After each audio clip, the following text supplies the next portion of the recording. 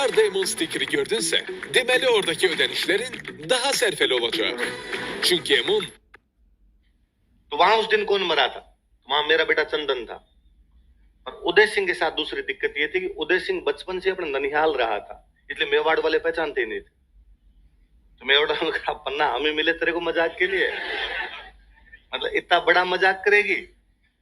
अब तू अपने बेटे चंदन को राजा बनवाना चाहती है। किसको राजा बनवाना चाहती है? उदय सिंह तो मर गया, अब तेरे मन में पाप है और तुझे लगता है मैं मेरे बेटे चंदन को उदय सिंह बता के पेश कर दूं और यहाँ पे राजा बना दूं। पन्ना ने कहा बात तुम्हारी भी सही है, दुनिया में इस प्रकार के धोखे होते हैं और तुम इसको नहीं पहचानते, मैं इस बात को मानती हूँ। पर ये ननिहाल रहा तो इसके ननिहाल वाले तो पहचानते होंगे, बूंदी वाले तो, हाँ बूंदी वाले तो पहचानते हैं, तो बुला लो उनको। और यदि वो कह देंगे कि साहब ये उदय सिंह है तो मेवाड़ के सामंत होगा, फिर हमारे राणा जी उदय सिंह, फिर हम बनवीर की सत्ता को क्यों मानेंगे? तो बूंदी वालों को बुलाया कुंभलगढ़, और बूंदी वालों को कहा भाई इसको पहचानते हो क्या? बूंदी वालों कहा अरे ये तो हमारे वाला भाणजा है। तू कहां था रे इतने दिन? उदय सिंह ने कहा ये मैं हूं, ये हमारा कुंभलगढ़ है और ये हमारी मैं इधर ही चिल करता हूं, कई दिन हो गए। अब जब ये तय हो गया कि भाई ये उदय सिंह है तो सांगा का बेटा है, सांगा का बेटा, तो इसको क्या बनाया जाए? राजा। तो 37 में और कुंभलगढ़ में उदय सिंह को क्या बना दिया गया? राजा। और दिक्कत ये बनवीर राजा बना बेटा है तो उसके साथ भी तो लोग होंगे। तो आप चित्तौड़ तब तक नहीं जा सकते जब तक बनवीर गद्दी नहीं छोड़ देगा। अब हालात ये कि चित्तौड़ में कौन बैठा हुआ है? बनवीर। उदय सिंह राणा बढ़ के कहां पर बैठा हुआ है? फिर लड़ाई की तैयारियां हुई, सब बनवीर को हटाया जाए, चित्तौड़ से भगाया जाए। फिर इनके बीच में 1540 में युद्ध होता है, मावली का युद्ध। कौन सा युद्ध होता है? उसमें उदय सिंह बनवीर को बहुत ढंग से हराते हैं। बनवीर फिर महाराष्ट्र की तरफ भाग जाता है। किधर भाग जाता है? मुझे लाइनें फिर बड़ी रोमांचित करती है कि बनवीर भाग के महाराष्ट्र की तरफ गया था कि कहीं ना कहीं वो जानता था कि हमारे बाकी सिसोदिये वहां रहते हैं। शिवाजी वाला पूरा वंश सिसोदिया था, तो इनके दिमाग में तो था कहीं ना कहीं मेवाड़ वालों के, हमारे बाकी वाले परिवार वाले कहां रहते हैं? उधर महाराष्ट्र साइड में रहते हैं। वरना भाग्य कश्मीर तो नहीं गया वो, भाग्य पंजाब तो नहीं गया, भाग्य भी लास्ट में कहां जा रहा है? महाराष्ट्र की तरफ जा रहा था। हालांकि उसके बाद में उसका कोई इतिहास नहीं है, हमारे पास केवल इतनी जानकारी है कि वो भाग्य महाराष्ट्र की तरफ चला गया। वहां क्या किया उसने, क्या नहीं किया, कब मरा, कब तक जीवन था, उसके बारे में बातें नहीं है। पर वो यहाँ से भाग जाता है और मावली वाला युद्ध जीत के उदय सिंह जी कहां चले जाते हैं बाद में? चित्तौड़। तो लिखो मावली का युद्ध। और उसके बाद बनवीर तो यहां से भाग जाता है, उदय सिंह जी कहां पर आ जाते हैं? चित्तौड़। चित्तौड़ में अपना हंसी खुशी जीवन यापन कर रहे हैं। 1559 में उदय सिंह जी के पोता होता है। क्या होता है? पोता हुआ तो कहा एकलिंग जी के धोख लगा के आते हैं, घर में खुशियां आई है, भगवान को थैंक यू बोल के। एकलिंग जी सबसे बड़े देवता, मेवाड़ का राजा खुद को क्या मानता है? एकलिंग जी का दीवान। तो चित्तौड़ से है एकलिंग जी। एकलिंग जी की धोख लगाई कि भाई भगवान आप राजी हो हमारे घर पे, मेरे पोता हुआ इसलिए मैं आपके धोख लगाने के लिए आया। फिर राजा ने सोचा थोड़े दिन यहाँ शिकार विकार खेलते हैं। एकलिंग जी नागदा में, नागदा के आसपास पहाड़ियां थी, इन पहाड़ियों में जब शिकार विकार खेल रहे थे तो उनको एक जगह बड़ी पसंद आई। उनको लगा पहाड़ियों के बीचों बीच ये प्लेन एरिया पड़ा है, यहाँ पर यदि कोई शहर बसाया जाए तो बहुत अच्छा होगा। इसलिए उदय सिंह ने शहर बसाया उदयपुर। कौन सा बसाया? तो उदयपुर की स्थापना किस साल हुई? 1559, क्योंकि उस साल उदय सिंह जी की क्या हुआ था? पोता। अब शहर बसेगा तो लोगों के पीने के पानी की व्यवस्था की जाए, तो एक झील बनाएगी उदय सागर। राजा जी कहाँ रहेंगे? वो महल बनाया जाए, तो एक महल बनाया गया मोती मगरी। अच्छा, अजमेर की स्थापना कब हुई? 1113। सिरोही की स्थापना 1425 और उदयपुर की स्थापना 1559। किसने की? उदय सिंह। कौन कौन से महल बनवाए? मोती मगरी। कौन सी झील बनवाई? सब कुछ ठीक चल रहा है, उदयपुर का निर्माण चल रहा है, महल वहल वहां पर चल रहे हैं। भारत का मुगल बादशाह बन चुका था अकबर। कौन बन चुका था? अकबर एक बात जानता था कि यदि राजस्थान वालों को कंट्रोल करना है तो मेवाड़ वालों को रहना पड़ेगा। किसको रहना पड़ेगा? क्योंकि राजस्थान वाले राजा अपना सबसे बड़ा राजा किसको मानते थे? मेवाड़ वालों। यदि अपने मेवाड़ वालों को हरा लेते हैं तो बाकी राजस्थान को कंट्रोल करना क्या हो जाएगा? आसान हो जाएगा। 1567-68 में अकबर अपने मेवाड़ पर अटैक। इस बार जब मेवाड़ पर आक्रमण हुआ, इनको समाचार मिले कि जब मुगल बादशाह अकबर उधर से रवाना हुआ है दिल्ली की तरफ से और मेवाड़ पर आक्रमण करने के लिए आ रहा है, तो मेवाड़ वालों ने अपने भी वही तैयारियां की जाए। क्या है? बुलाया सबको, मंत्री संतरी सामंत खजानेदार कोषाध्यक्ष सारे बैठे, कितने पैसे पड़े, कितने हथियार पड़े, किसके पास कितने सैनिक है, कहां से लड़ेंगे, कैसे लड़ेंगे, सारी बातों का सलाह मशविरा किया जाने लगा। तो किसी ने राय दी कि यार अपने लड़ने का तरीका गलत है। कैसे? तो क्या, दुश्मन की सेना होती है बड़ी, अपने पास इतने सैनिक होते नहीं, तो क्या दिक्कत है? किला पड़ा है, अपना किला इतना ऊंचा है कि दुश्मन के सैनिक कितने भी हो लेकिन किले के अंदर तो घुस नहीं सकते। तो अपने किले में बैठे और दुश्मन बाहर कितने दिन तक बैठा रहेगा, वापस चला जाएगा।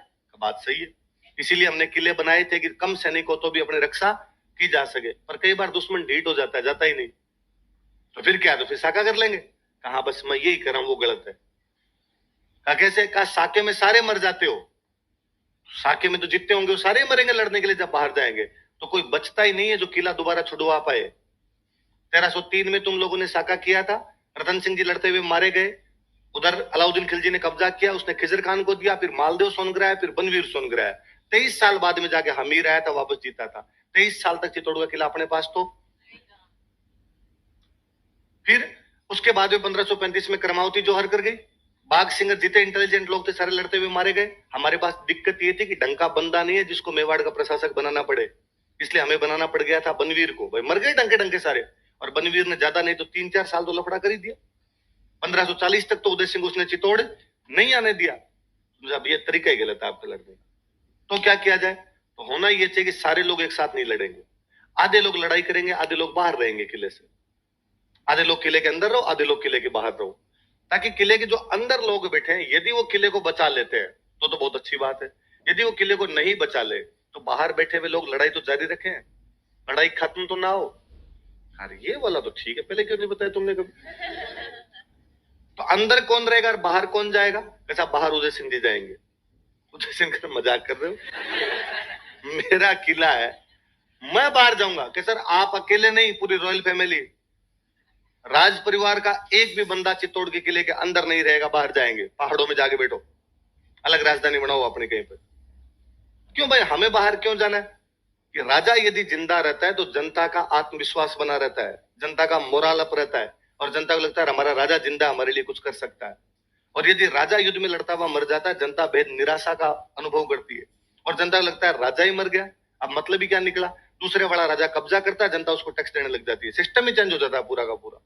वरना यदि राजा जिंदा रहा, जनता की आशाएं जिंदा रहेगी, जनता की आशाएं जिंदा रहेगी, राजा और सेना बना लेगा, और सेना बना लेगा, और टैक्स ले लेगा, और दुश्मन से वापस लड़ाई कर लेगा। इसलिए उदय सिंह जी आप तो पधारिए यहां से। तो किला कौन देखेगा? किला देखने के लिए का 2 इंटेलिजेंट बंदे अपने पास में, एक बंदे का नाम था जैमल और एक बंदे का नाम था पत्ता। जैमल मेड़ता के राजा थे। कहां के राजा थे? मीराबाई के कजन थे। मेड़ता का वीरमदेव खानवा युद्ध में लड़ने के लिए गया था, पढ़ा था हमने कल। वीरमदेव और 2 भाई थे, एक भाई का नाम वीरमदेव, एक भाई का नाम रतन सिंह। क्या क्या नाम था? वीरमदेव और रतन सिंह। वीरमदेव के जो बेटे हुए उनका नाम है जैमल, रतन सिंह की बेटी भी उसका नाम है मीरा। भाई बात समझ में? तो मीरा और जैमल दोनों आपस में क्या लगते हैं? कजन लगते हैं एकदम। तो जैमल मीरा के कजन हुआ करते थे। मीरा के जो पिताजी थे रतन सिंह जी, वो खानवा वाले युद्ध में लड़ते हुए मारे गए थे। खानवा वाले युद्ध में मीरा के पिताजी मरे थे। क्या नाम था पिताजी का? आगे पढ़ेंगे तब हम और पढ़ लेंगे। और इधर वीरमदेव जी उस युद्ध में भाग लिया था लेकिन उसमें मरे नहीं। बाद में वीरमदेव जी मरे तो मेड़ता का राजा कौन बन गया? जैमल। लेकिन अकबर ने 1562 में मेड़ता पर कब्जा कर लिया था। 1562 में कहां पर कब्जा कर लिया था? मेड़ता पे अकबर ने कब्जा कर लिया था। इसलिए जैमल बेरोजगार। जैमल मेड़ता का राजा है लेकिन इसके हाथ से मेड़ता निकल गया, मेड़ता पे कब्जा किसका हो गया? अकबर का। तो जैमल अब कहां जाए? तो आदमी संकट के क्षणों में भी हमेशा रिश्तेदारों के पास जाता है। उदय सिंह उसकी बहन के देवर थे। उदय सिंह मीराबाई के देवर ही तो है। भाई सांगा के बेटे थे भोजराज, उससे शादी किसकी हो रखी थी? मीराबाई। सांगा का बेटा है उदय सिंह जो अब राजा बना हुआ है, तो मीराबाई के तो देवर हो गए, तो अपनी बहन के देवर के पास चले गए। साहब हमारे हाथ से मेड़ता तो निकल गया, यहाँ नौकरी तो उन्होंने नौकरी दे रखी थी। तो कहा गया साहब जैमल को अकबर के खिलाफ लड़ने का एक्सपीरियंस है, 1562 में लड़े हुए हैं, इसलिए किला किसको सौंप दिया जाए? जैमल। और किसको सौंपा जाए? जैमल की रियल बहन थे फूल कंवर। रियल बहन का नाम क्या था? मीराबाई तो कजन थे, मीराबाई की तो शादी की हुई सांगा के बेटे भोजराज के साथ। जैमल की रियल बहन उनका नाम क्या है? फूल। इनकी शादी की हुई आमेट के सामंत से। कहां के सामंत से? राजसमंद। जैसे सलुम्बर था वैसे राजसमंद जिले में एक जगह पर थी आमेट, ये मेवाड़ का एक बड़ा ठिकाना हुआ करता था। और यहाँ आमेट के एक सामंत हुआ करते थे फतेह सिंह चुंडावत। क्या नाम था? फतेह सिंह चुंडावत कहां के सामंत है? आमेट के सामंत हुआ करते थे। इन फतेह सिंह चुंडावत के साथ में जैमल की बहन थी फूल कंवर, इनकी शादी की हुई है।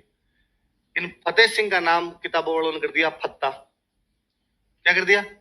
और फत्ता से धीरे धीरे बना दिया।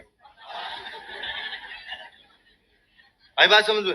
तो जयमल और पत्ता रियल साले बहन हुई है।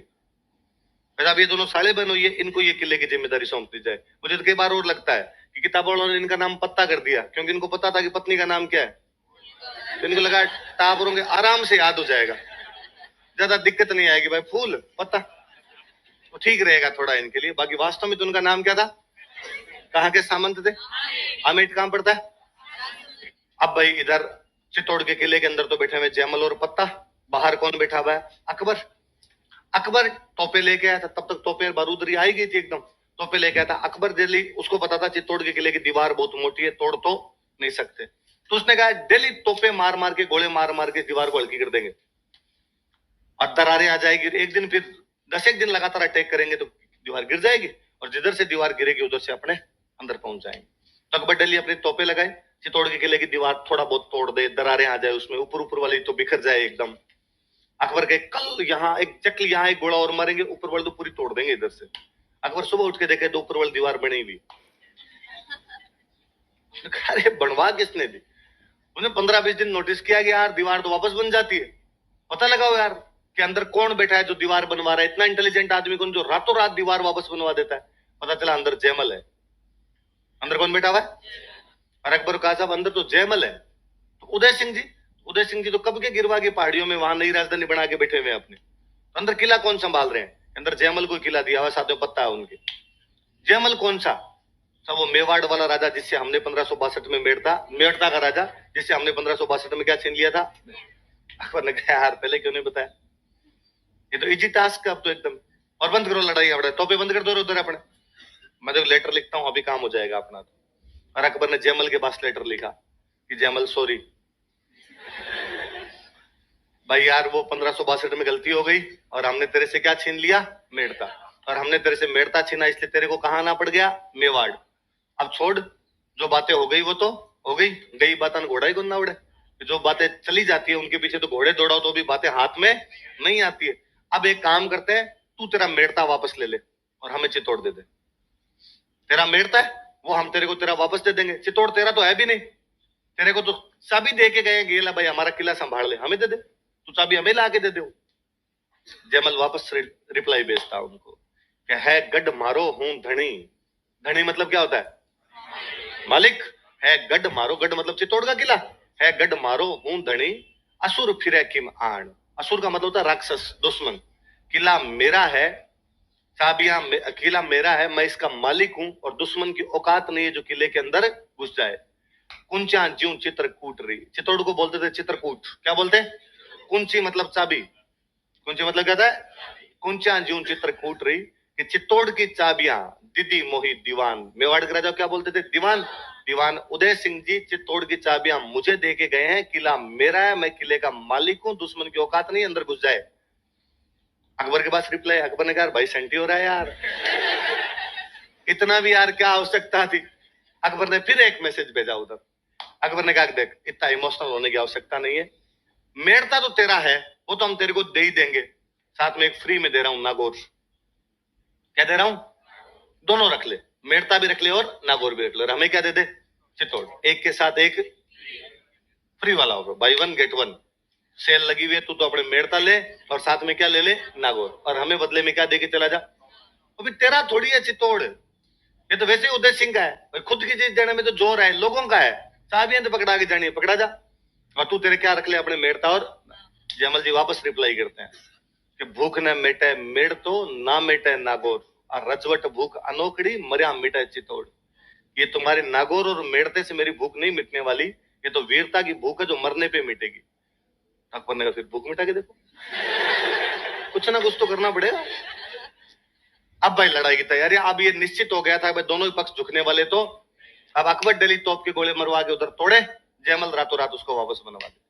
एक दिन इसी प्रकार किसी रात को जयमल जी दीवार पर खड़े खड़े उस दीवार का पुनर्निर्माण करवा रहे थे। अकबर नीचे से अपनी बंदूक से निशाना लगाता है। अकबर की बंदूक का नाम था संग्राम। क्या नाम था? निशाना लगाता, जयमल जी के पैर में गोली लग जाती है, जयमल जी घायल हो जाते हैं। इतने में किले के अंदर अनाज और पानी खत्म होने लग गया। अकबर 4 महीने का घेरा डालता है। कितने महीने घेरा था? वो नवंबर के आसपास आए थे, फरवरी तक यहीं थे वो। नवंबर, दिसंबर, जनवरी और फरवरी, 4 महीने का घेरा था उसका। 4 महीने में किले का अनाज खत्म होने लग गया।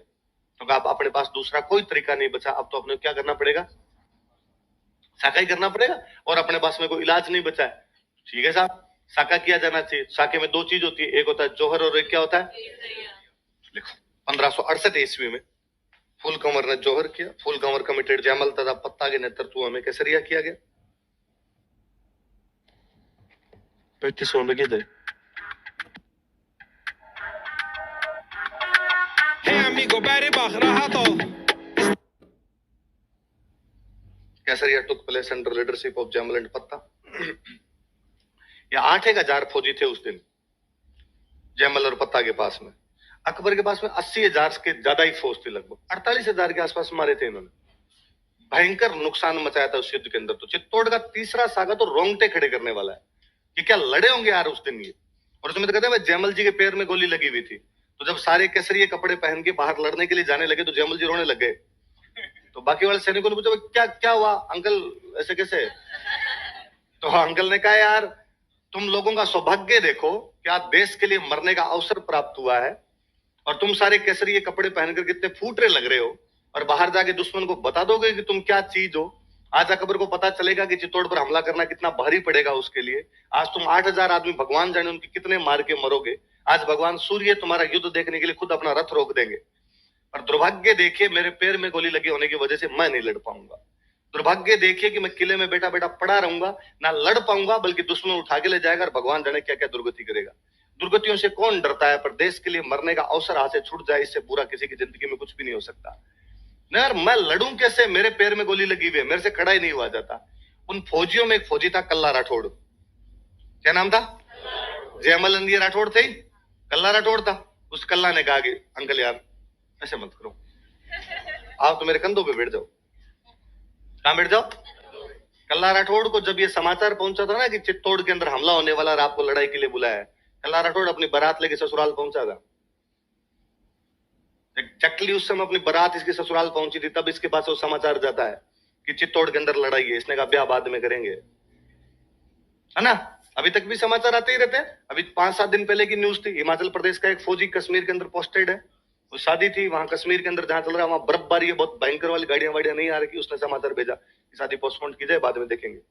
एक बार इधर हमारी थोड़ी बमबारी, उधर गोलाबारी भी चल रही है, इधर बर्फ भी ज्यादा गिर रही है, बाद में कर लेंगे। ऐसे उदाहरण आज भी मिलते हैं। तो पहले तो ये उदाहरण और कितने हुआ करते होंगे। तो कल्ला राठौड़ ने कहा जयमल जी आप तो मेरे कंधों पे बैठो और कंधों पे बैठ के आप तो लड़ाई कर लेना। तो उस युद्ध के अंदर नीचे से 2 हाथ चल रहे थे कल्ला के, ऊपर से 2 हाथ चल रहे थे जयमल के। उस दिन कल्ला यूं लग रहा था कि साक्षात भगवान विष्णु का चतुर्भुज अवतार है, वो 4 हाथ का देवता है। क्या कहलाता है। देखो लड़ाई भी फाइनली जीत उनकी होनी थी जिनकी संख्या बहुत ज्यादा होगी। जब आप 10 गुना से भी ज्यादा होंगे तो इधर वाले कैसे नहीं जीत सकते, उधर वाले जीतेंगे। अकबर चित्तौड़ किले पे कब्जा कर लेता है 25 फरवरी 1568। कब कब्जा कर लेता है, सैनिक लड़ते हुए मारे जा चुके थे। अब किले के अंदर केवल साधारण जनता बैठी थी जिसका युद्ध से कोई भी लेना देना। अकबर खार खाया हुआ था, उसे इतना भयंकर भयंकर नुकसान हुआ था। और किले के अंदर घुसा तो किले में से किसी आदमी ने और बाटे बाटे मार दिए उनके। एक आधे किसी गुस्सा आया होता है, हमारे चित्तौड़ पे तुम कब्जा कैसे कर सकते हो। अकबर ने सबको घरों से बाहर निकाल के मार दिया था। 30,000 लोग काटे थे। कितने लोग काटे थे। और मुझे सबसे जोरदार तो वो लगता है कि अकबर बाकायदा लिखवाता इस बात को, लिखो 30,000 काटे, बुरी तरीके से काटे, ताकि आगे आने वाले टाइम के अंदर कोई जनता हमारे खिलाफ इस प्रकार की बगावत ना कर पाए। तो देखो यहाँ पे ये किला जीतने के बाद उसने यहाँ पर एक सिक्का चलाया था, एलची।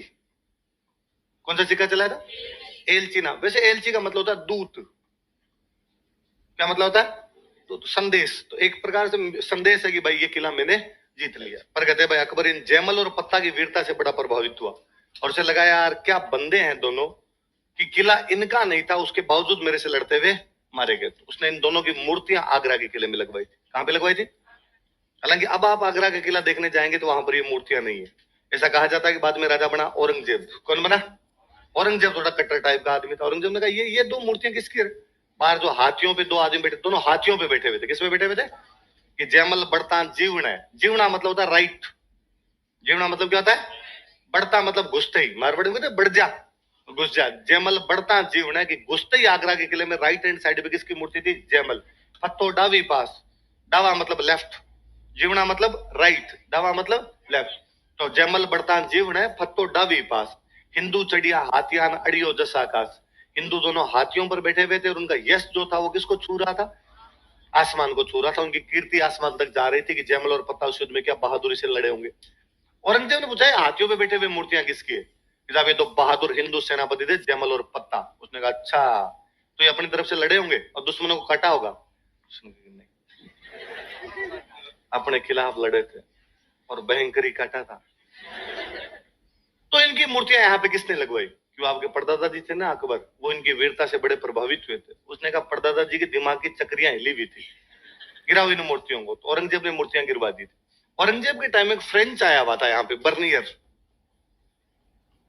कौन आया हुआ था? फ्रेंच था ये बंदा एक, ये यहां पर था और इसने एक बुक लिखी है, travels in the Mughal empire, और उस बुक के अंदर इन मूर्तियों का जिक्र है। इसका मतलब वो शुरू में आया था, तब शुरू में तो ये मूर्तियां रही होगी और बाद में औरंगजेब ने मूर्तियां गिरवा दी होगी। तो कोई पूछे कौन सा फ्रेंच ट्रेवलर जयमल पत्ता की मूर्तियों का वर्णन करता है, तो कौन करता है? तो ये मूर्तियां आप यदि वहां देखेंगे, आगरा किले में देखेंगे तो नहीं है, पर ये मूर्तियां बीकानेर में किला है, जूनागढ़। कौन सा किला? आगे बढ़ेंगे हम। राय सिंह जी एक राजा हुए थे बीकानेर में जिन्होंने किला बनवाया था, तो जूनागढ़ में इनकी मूर्तियां लगी हुई। राय सिंह जी तब लगवा के गए थे, आज भी मूर्तियां हैं। तो कोई पूछे राजस्थान के और कौन से किले में जयमल पत्ता की मूर्तियां?